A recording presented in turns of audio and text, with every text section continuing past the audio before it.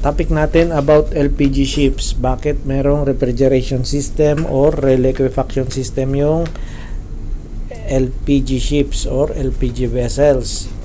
Ito yung basic example.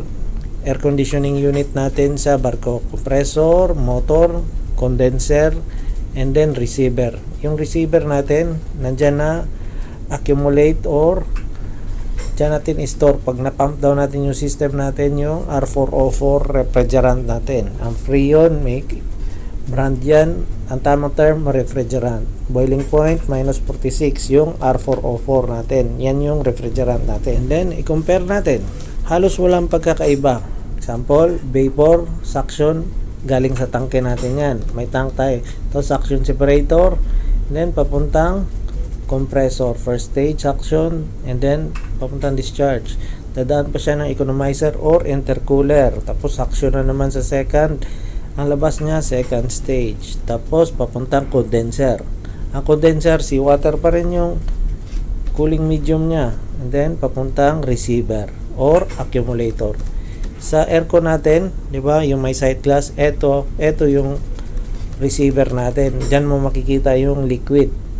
Okay, tapos dadaan siya ng intercooler, tapos yung accumulator or actuator, yan yung expansion valve. Okay, pabalik ng tangke. Ito yung tangke natin, left and right or port or starboard. Okay, ang pressure lang natin sa tangke, max natin sa relief valve ay 5.3 bars. Magre-relief na pag yan na yung pressure natin. Okay, punta tayo ng compressor room. Okay, papunta pa lang tayo ng dry dock. Gas free pa tayo. Okay, eto yung motor room natin at saka compressor room, tabi lang. Ang first, eto bungad, airlock room, and then motor room. Yan, motor room yan. Papasok. Bago ka papasok sa motor room, airlock ka muna. Ito yung compressor room natin. Nandito yung tatlong malalaking compressor natin. Kung compressor sa normal na aircon, maliit lang. Ito, pinalaki lang siya. Ito yung compressor room natin. Para hindi tayo maguluhan, basic lang tayo. Sa basic lang tayo. Tatlong basic na component makikita natin dito. Compressor, condenser, tsaka expansion valve. Hanapin natin, tutukoy natin. Yan, una, yung nakikita nyo, condenser yan. Okay? Okay? First, familiarize natin, compressor. Ito yung compressor. Second stage discharge, and then meron suction. First stage discharge din. Yun yung sa tangke, una. Suction niya sa tangke, then i-compress. Tapos, pagka-compress niya, ito, merong 50%, then 100%. Kung sa solenoid niya sa aircon, may first stage and second stage. Yan, ang load niya. Okay? 50% load, 100% capacity. First stage capacity load and second stage capacity load kung sa aircon. Pero ito na yung condenser, and then ito na yung receiver. Ang receiver or accumulator, babari siya dun sa level. Meron siyang sensor, tapos ito yung expansion valve. Ang expansion valve nagbe-base dun sa level ng receiver. Example, may 30% dun. Pag ma-reach niya yung liquid na 30%, magbubukas siya. Okay? Yan lang yung actuator na yan. Yan, actuator. Yan, 4 to 20 pa rin yan.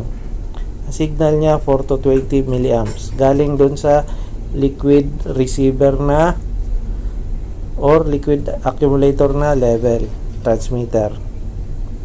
Yan.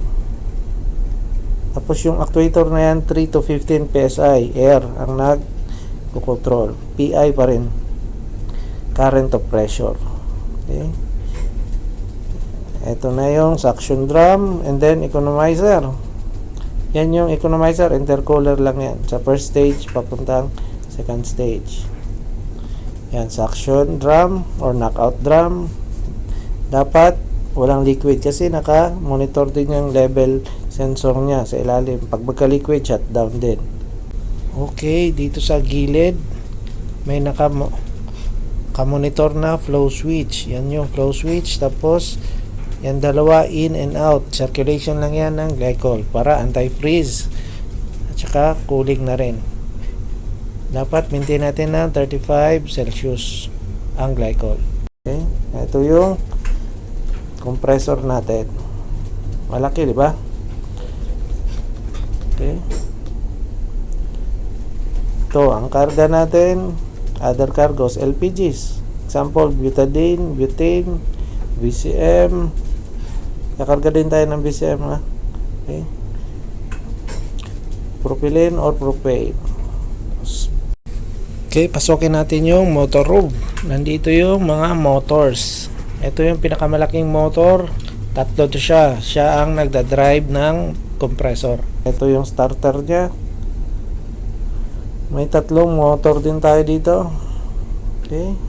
1, 2, 3. Okay. Starboard, center, at saka port side. Malalaki.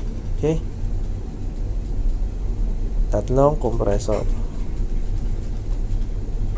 Starboard, center, tsaka port side. Ito sa pinakadulo merong tangke. Yan, glycol tank yan. Parang radiator ng ating sasakyan. Siya ang cooling at saka anti-freeze. Tapos glycol pump.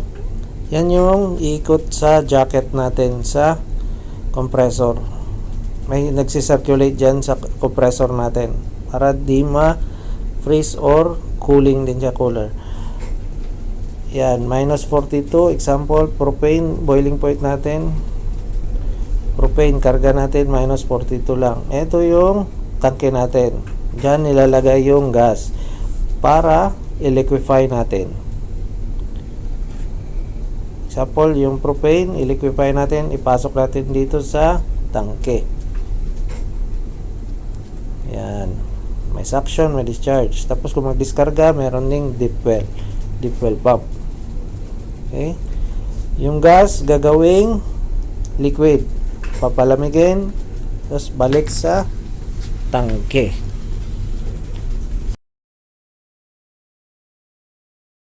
If you learned from this video, please like, share and subscribe, and don't forget to hit the bell for more updates. Also follow us on Facebook Barco TV. Thanks for watching.